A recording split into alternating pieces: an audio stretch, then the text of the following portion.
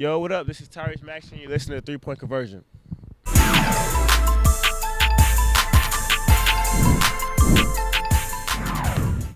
mean, as you guys know, you know, playing in the NBA, we all aspire to come down here. So I've met a whole lot of people, and nostalgic for me is I remember when I had got my first coaching job, college coaching job. The first recruit I ever got in my life was a McDonald's All-American right here from Southwest DeKalb High School. First player I ever got in my life. First player. And to have this come full circle, to be able to be in a great city, have a great fan base, I couldn't ask for more. And I so look forward to getting this program where everybody wants to see it,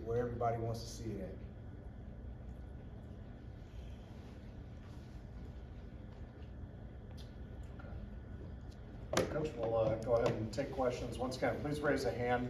Also, please state your name and the outlet that you represent, so Coach Stoudamire can start putting names with faces. We'll start with Ken Segura.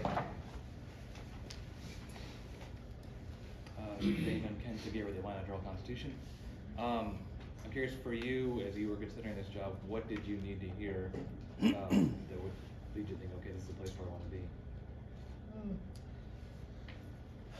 You know, it's a commitment and it's a shared vision in order to get a program going in the right direction. And so, in our meetings, I felt like I got that. You know, one of the things when I had my prior college job at Pacific, like, you started from the ground up, you're building from the ground up. You know, you don't really have a budget, so you know you're trying to do the best you can, and you know when you have an opportunity like this is something for me totally different. So the shared vision, the collective vision of what we see moving forward, I heard all of that in our conversations, and that made me more than comfortable. Go right here with Rod. Welcome to Georgia Tech. Rod McKenzie with 247 Sports. You've been in the business a long time, and I imagine you've made a lot of coaching connections. Do you have a list that you thought about that maybe I need to contact these guys, and do you have a timetable to hire those assistant coaches? No timetable. Phone has been ringing a lot over the last 24 hours. Time to digest a lot of things. There are a lot of good candidates and there are a lot of good names, and it's just a matter of finding what fits me and where I see in terms of what I need within the program. Over here with Jeff.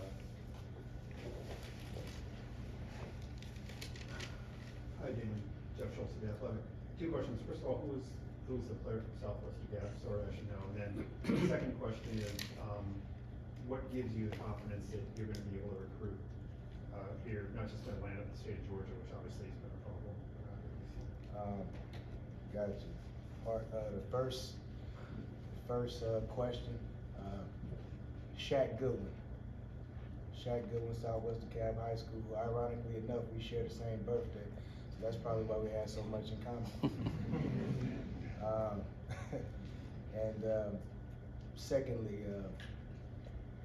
you know, just number one, you know, this is a relationship business, you know, and I have great relationships, and I'm dialed in and in tune with what it takes to be successful at this. And so, obviously, you know, you have this Atlanta metropolitan area, but you also have the rest of the country. And, you know, me and the staff that I put together will beat the pavement, we'll do the best we can to find the best student athletes for here. But this is a major hub here in Atlanta, and I don't think that it's been tapped into the way it can be tapped into. Kelly? Kelly Quinlan, I work for Rebels.com. Just curious for both Jay and Damon. Obviously, NIL has been a game changer. Jay, I'm curious kind of where you feel like the boosters are at in terms of getting basketball ACC level support with that. And then, Damon, how do you approach? It's such a different era, even just from a couple years ago when we were Pacific, like with, and we were at Arizona and Memphis as an assistant with the NIL and dealing with that whole new world. Just kind of, if you could both touch on that, thanks.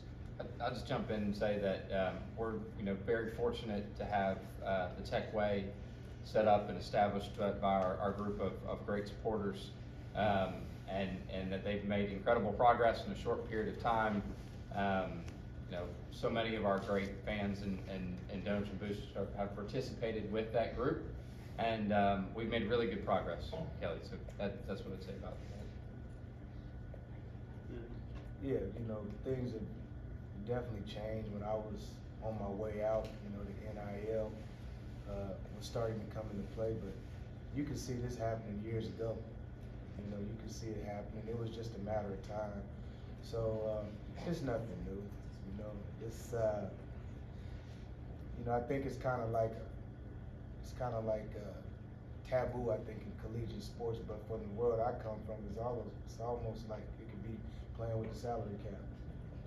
Just being honest with you. Right up here in front. Hey, Damon. Raphael Haynes with the 3-point conversion. 2 questions. First part, how do you feel? Well, you were part of Boston when they made it switch, the switch with the coaches, and Boston still looks successful. How do you feel that's going to be instrumental with you coming here as far as being different, being new to the team? And then second question is, Georgia Tech has a rich history of point guards. You were a point guard, great point guard. Are you looking to restore that? Well, the situation in Boston, it was unfortunate, and we all had to pull together. I think it was difficult for everybody. It was a lot of healing going on within our organization, but we had a common goal, and that was to win. And no different than here at Tech. You have transitions, and I think that the biggest thing that you help student athletes with in that transition is you have to move forward. You have a choice, and you have to make the choice that's best for you. The choice we made in Boston, and I led the charge a bit, is that the person that wasn't there anymore, he would still want us to do the right thing. And the right thing is that we gotta we gotta stay committed. We gotta stay committed to each other while we get through the healing process, and we'll be fine. That's what happened there, and I think that's what happened here. In talking with the team yesterday, I felt good about that, and I look forward to talking to each player individually. And in terms of, the whole restoring the point guard thing, this is what I figured out. In recruiting. I'm gonna find the right player. I'm not gonna try to recreate Kenny Anderson, Mark Price, the legends that played here, but I do feel guards win championships. I do know that. I know that really well. Good guards win you a lot of games. Jackson. Jackson Caldo, AllYellowJackets.com. You're leaving a team that many would consider to be the favorite to win the NBA championship just a month before the playoffs. What stood out about Georgia Tech to make you want to leave at this point in time? That's a good question. What I would say is, and I say that because, I had a couple people text me the same thing, but I think more than me leaving, I think it shows what these 2 gentlemen brought to the table when we talked. And I think, again, with that shared vision of where the program can go, I just thought it was a no-brainer. I think now's the time. We can get things going back in the right direction. You see the conference changing a little bit, and so it was exciting. The commitments that they made, and I just felt like it was perfect. You know, when Boston wins the championship, I'll still give my ring. We already talked about it. I'll give my ring. But, you know, right now, you know, everybody understands why I left. And, you know, even with that said, and talking with, you know, talking with Joe, talking with Brad, you know, I would have liked to stay, but that would have been not giving Georgia Tech the credit and attention that it deserved. If I'm going to do this, I need to do this 100%. And so, you know, I'm committed. I'm in this for the long haul, and you know, I feel like Georgia Tech has a chance, like I said, to get back, win championships. That's all I really want to do, and inspire children. We'll go back here with Randy and then Terrence, and we'll come back over on this side. Randy Waters, Georgia Tech Radio Network. Tell us a little bit about the relationship. Certain guard who wears number 1 for Georgia Tech is been a part of your life, and you've been a part of his life. Kyle Sturman. Sure.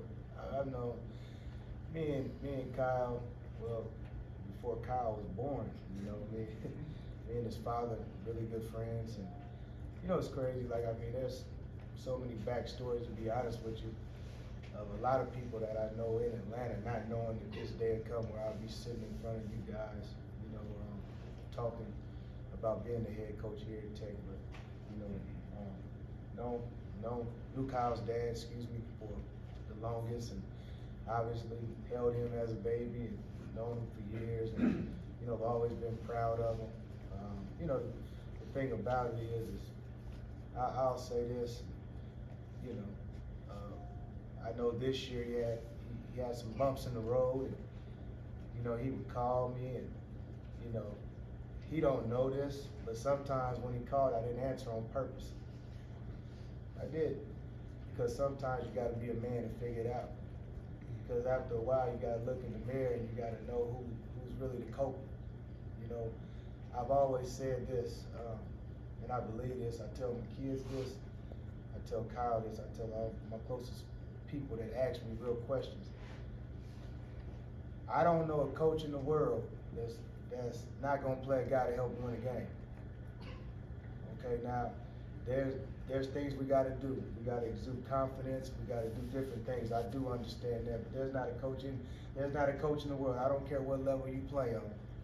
That's not gonna put a person that can win the game. You put the manager in, if the manager can help you win the game. And so that's what I kind of tried to get Kyle to understand. And so I would pick the phone up when he played better, and I'd be like, "What's the difference?" That's all I would ask. I never ask questions, you know, because I know, number one, I know how hard coaching is, but I also know how, as young student athletes, you can get in your own head about certain things. So, you know, Kyle's a great young man, great student. He's a great ambassador of this university, and I look forward to coaching him. Terrence. Terrence Ward, Force.com. You were talking about recruiting before. What type of recruiting connections do you have in Atlanta right now, and Georgia in general? Was that something that's going to take time? Well, in general, I know a lot of people. Even when I left the college game to go back to the professional ranks, you know, I still talk to a lot of people. And, you know, it won't take that. It won't take a lot of time to get reacquainted. You know, I just feel like, you know, when Tech is good, you know, Tech has Atlanta guys on it, but Tech also has it has guys from all around the country. The beauty of this institute is that the academics is second to none, and a lot of people want to be a part of this. And so you start at home, and then you venture out, but it won't take long. You know, it won't take long. Again, this is a relationship business. You gotta beat relationships down. At times you gotta make people talk to you that don't wanna talk to you. You know, it's a part of it. So I look forward to that. I look forward to recreating what this was. So, you know, I don't think it'll take time. Jeff? This is for Jay. There've been just a few press conferences around here lately. Can you just sort of talk about what that's been like for you these past few months? And you've hired 2 coaches, I think now it's been 3.5 months, maybe? Who's counting? Yeah. Has it occurred to you that, I mean, the reality of your profession, your tenure might be defined by these 2 hires in a span of 3.5 months? Well, I'd know is the answer. I think, you know, at the end of the day, the people we surround ourselves with are some of the most important parts of our work, right? And I can tell you that I have extreme confidence in both of the hires we've made in my short time here, and feel really great about our future. And can you just talk about what it's been like for you these last few months trying to? It's certainly been busy, and I found the coffee, so that's good. No, it's, you know, my experience here has been incredible. I think the leadership Dr. Cabrera has shown in our alignment around the program has really has been inspiring and exciting. And despite being super busy, as you mentioned, I'm even more excited about our future. Well, time for a couple more. We'll start right up here in front. Garrett. Hey Coach, welcome to Atlanta. Garrett Chapman, 92.9 The Game, 247 Sports. How much of an emphasis is there going to be on getting this together quickly? Are you going to use the transfer portal, or are you just going to go straight through recruiting? What's your plan for that? I mean, it's gonna take, when I say time, I don't mean like time to win, because I'm trying to win now. But you gotta cipher through these players. You know, there's a lot of guys in the transfer portal, and at times you gotta understand there's a lot of guys in the transfer portal for a reason. You know, so you gotta do your homework. It's no different. Again, I think I'm a bit different. The change for me is not unknown. It's the known. With a professional background, you know, your roster can overhaul every year. But I'm not worried about the roster overhauling every year. I'm worried about the people that I bring on the roster every year, because you bring the wrong guys, and now things can go the wrong way. So I'm as invested in changing the roster only if it's the right student athlete that fits what we're trying to do. You know, and that's how I've always been. That's how I've always approached the transfer portals. But it's been good to me in the past, and I expect it to be good to me now. Hey Coach, 2-part, welcome to Atlanta again. Dan Matthews from 680 The Fan. You coached with Coach Pastner in the past. You have a previous relationship. Has he reached out to you? And the second part is, I'm sure you're probably already aware of this, pretty strong roster, I guess, transfers, you know, whatever happens with that. I mean, how excited are you about that as well, that you have a pretty strong foundation to build off of? First, you know, yeah, I did. Me and Josh had a conversation. I respect him. I respect him more than anyone knows. I've known him, you know, for a very, very, very long time. And you know, I respect everything he stands for and everything he's about. And, you know, he like, in terms of our conversation, you know, we just had good dialogue, you know. And with the roster, I like the roster. You know, I think that the guys have an opportunity here, and each one of them have to take advantage of it. You know, that's the biggest thing. You know, there's things we obviously got to improve on, and that's collectively, not not just one individual, but you know, they have to take advantage of this opportunity. And as I talk to them today, you know, I look forward to hearing their thoughts on everything. We'll wrap up with Kelly and then Ken. I'll ask a more basketball-centric question. Just what's the style of play? I know obviously we're known for being a strong defensive coach. That's been a tradition here for a long time. But offensively, kind of what are you looking for? Is it going to be NBA pace and space? Is it kind of what do you have in mind for that? An exciting brand of ball, analytically driven, but at the same time, a lot of space and a lot of, let me put it to you this way. The first 6 seconds are theirs, the middle 10 seconds is mine, and the last 6 seconds, we need to figure out who's the best option with the ball in their hands, so to speak. I really admire what we did in Boston. Obviously, I don't got Jason Tatum, I don't got Jaylen Brown. I get it. But the way we play, man, the unselfishness, the ball movement,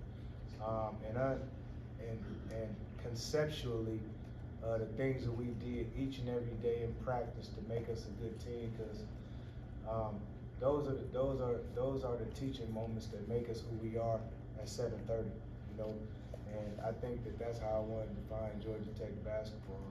And spacing will be important, shooting will be important, and ball movement will be very important. So I look forward to doing those type of things. Ken, if you want to wrap us up. Jay, I'm curious, as you looked at Josh's program and did resources strike you as we need to do more here? And to that, if so, what kind of plans do you have in terms of staffing or facilities, that sort of thing with men's basketball? And I would just say that the change was about a standard of excellence moving forward, and I think we needed to make that change, and we did. As Damon said, I think we've got a shared vision for what we're going to do going forward and what's needed to be done to support him and help build the program. All right, well, thank you everybody for coming out.